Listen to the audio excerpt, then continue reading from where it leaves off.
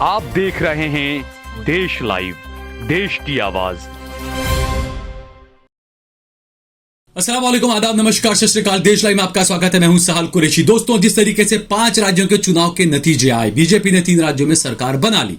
तेलंगाना में कांग्रेस पार्टी ने सरकार बनाई, लेकिन उसके बाद एक बार फिर से ईवीएम की गड़बड़ियों को लेकर सवाल उठने लगे हैं।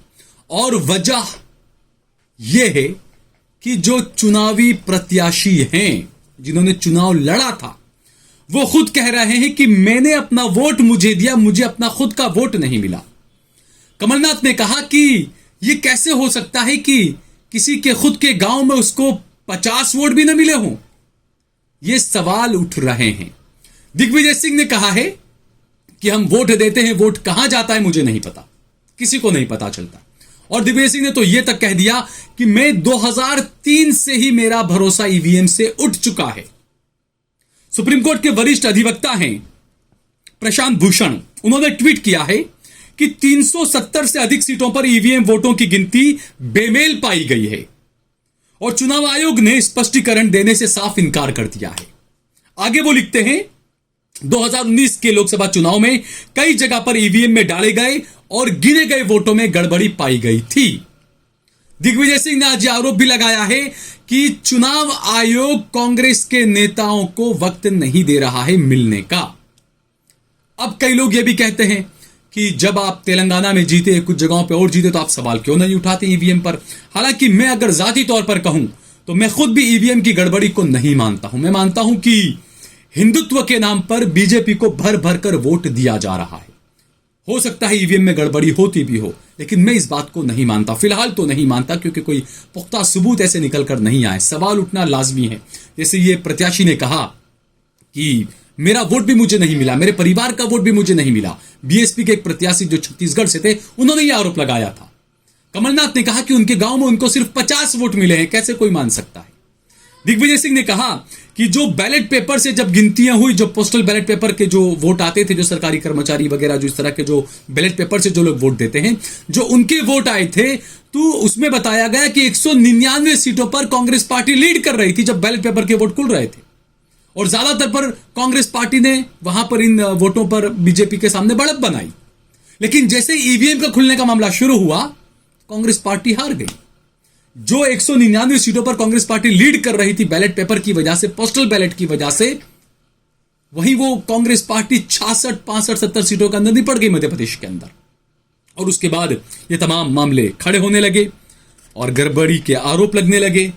बीएसपी के प्रत्याशी ने आरोप लगाया और कई ऐसे वीडियो भी आए। पहली बार नहीं, जब उत्तर प्रदेश में चुनाव हुए थे उस वक्त भी, और भी कई जगह चुनाव जब हुए, तब अक्सर इस तरह की वीडियो आए कि प्राइवेट गाड़ियों में जो है वो ईवीएम मशीन्स को लेकर जाया जाता था और लोग उसको पकड़ते थे, हंगामा होता था। ये तमाम चीजें लगातार होती रही, हर चुनाव के बाद होती रही है।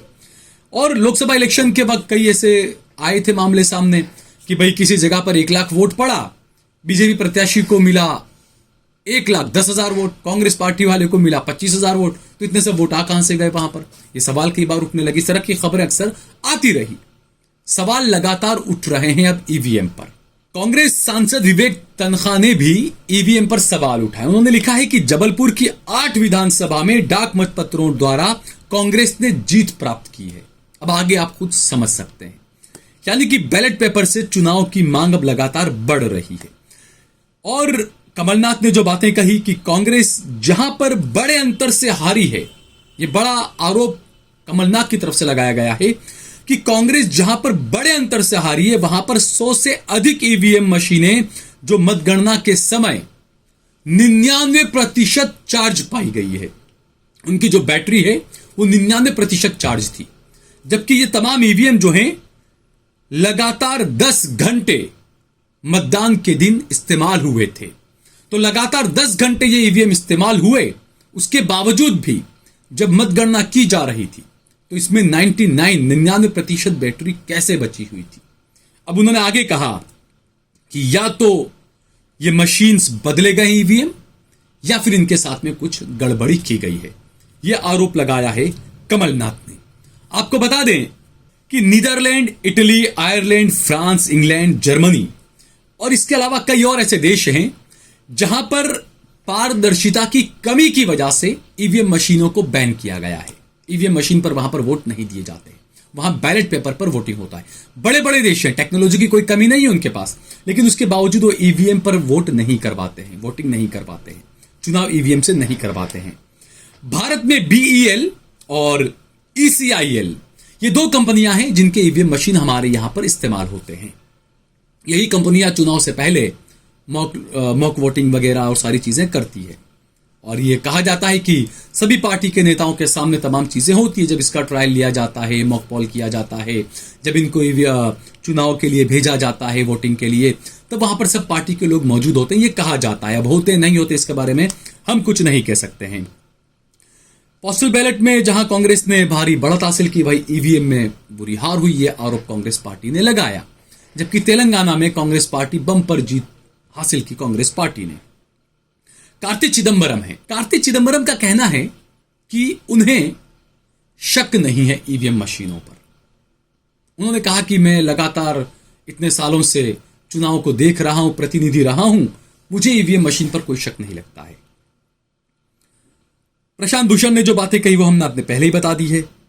बीजेपी ने गोदी मीडिया के एक एंकर है, उनका एक वीडियो ट्वीट किया है जिसमें वो ईवीएम पर सवाल उठाने वालों को बहुत अच्छे से गरिया रहे हैं और वो कह रहे हैं देखिए ईवीएम तो है कि नहीं हो सकता, कोई बात करे तो आप मारिए। आप सोचे, एक एंकर ये कहता है कि ईवीएम पर कोई सवाल उठाए तो उसको मारो। ये एक एंकर कह रहा है, मैं तो कह रहा हूं इसके खिलाफ एफआईआर दर्ज की जानी चाहिए। कांग्रेस पार्टी को इस एंकर के खिलाफ एफआईआर दर्ज करनी चाहिए कि ये एंकर टेलीविजन पे खड़े होकर लोगों से कह रहा है कि जो ईवीएम पर सवाल उठाने की बात कहे, जो ईवीएम पर गड़बड़ी की बात कहे, उसको मारो। ये एंकर है, आप सोचे किस मानसिकता का एंकर आप समझ सकते हैं।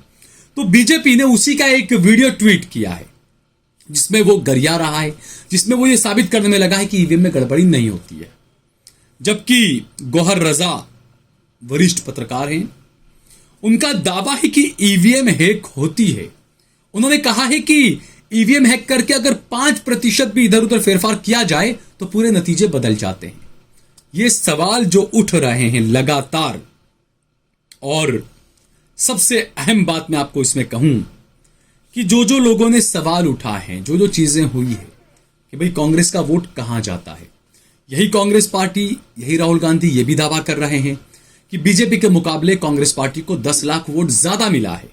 यह भी दावा इसमें किया जा रहा है। एक तरफ दावा वोट ज्यादा मिलने का, दूसरी तरफ ईवीएम मशीन हैक होने का। इसमें सच्चाई कितनी है? जब चुनाव आयोग पर सवाल उठ रहे हैं तो यकीनन चुनाव आयोग को इस पर सोचना चाहिए। जब कांग्रेस पार्टी को अगर सवाल उठाने हैं तो आप सुप्रीम कोर्ट क्यों नहीं चले जाते हैं? आप एक पीआईएल दाखिल क्यों नहीं कर देते हैं? आप देश भर में, चलिए जनता साथ दे न दे ठीक है, कम से कम कांग्रेस के इतने नेता तो हैं कि वो देश भर में एक धरना करें, या कम से कम देश भर के कांग्रेस के नेताओं को बुलाकर आप दिल्ली में तो धरना कर सकते हैं। जनता भी आएगी जो ईवीएम के साथ में गड़बड़ी मानती है, वो भी आपके साथ बिल्कुल आएगी। तो इस बारे में भी लोगों को सोचना चाहिए। और कई लोग ये कह रहे हैं कि ईवीएम की गड़बड़ी से एक बार फिर से लोकतंत्र को शर्मसार कर दिया गया है। ये लोग कह रहे हैं, ये सहल कुरैशी नहीं कह रहा है। बहरहाल गड़बड़ी कितनी है, क्या है, ये तो वक्त ही बताएगा। आने वाले दौर में और भी कुछ बातें इसको लेकर खुल सकती है। देखते हैं अब आगे क्या क्या होता है ईवीएम को लेकर। 2024 से पहले क्या कुछ बदलाव आता है या एक ही ढर्रे पर गाड़ी चलती रहेगी, ये अब आने वाले वक्त में ही पता चलेगा।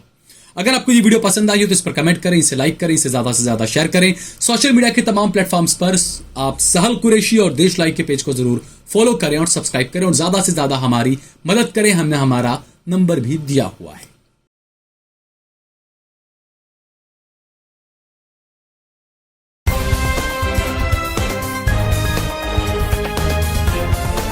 देश और दुनिया की तमाम छोटी और बड़ी खबरों के लिए हमारे चैनल को सब्सक्राइब करना न भूलें और बेल का बटन जरूर दबाएं।